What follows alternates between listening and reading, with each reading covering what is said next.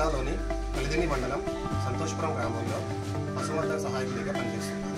నేను నా గ్రామంలో ఉన్న పశువులకు మరియు చిన్నజీవాలకు వ్యాక్సినేషన్, అదేవిధంగా డీవార్మింగ్ చేస్తాను. ప్రభుత్వం ద్వారా వచ్చే పథకాలను ప్రజల వద్దకు తీసుకెళ్లడంలో సహాయపడతాను. అదేవిధంగా ప్రభుత్వం ద్వారా సబ్సిడీలో వచ్చే గడ్డి విత్తనాలను, దాంతోపాటు వాటికి ఇచ్చే దాణాను సరఫరా చేయడంలో ముందుంటారు. పశువులలో సీజనల్గా వచ్చే వ్యాధులు మరియు వాటి జాగ్రత్తగా తీసుకోవాల్సిన విషయాల గురించి ప్రతి నెల పశు విజ్ఞాన బడి అనే ప్రక్రియ ద్వారా మేము మీటింగ్ పెట్టి ప్రజలకు తెలియజేస్తాము. నేను పశుసంవర్ధక మరియు పాడి పరిశ్రమ శాఖ, భారత ప్రభుత్వం వారి రాష్ట్రీయ గోకుల్ మిషన్ పథకంలో భాగస్వామి. నేను ఈ మిషన్లో భాగమైనప్పటి నుండి పశువుల ఆరోగ్యం మరియు ఉత్పాదకతలో చాలా అభివృద్ధి చూశాను.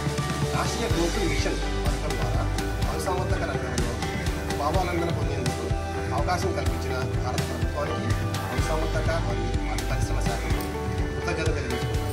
అలాగే ఈ ఏడాది జనవరి 26న ఢిల్లీలో జరగనున్న కవాతును వీక్షించడం నాకు కొత్త అనుభూతి.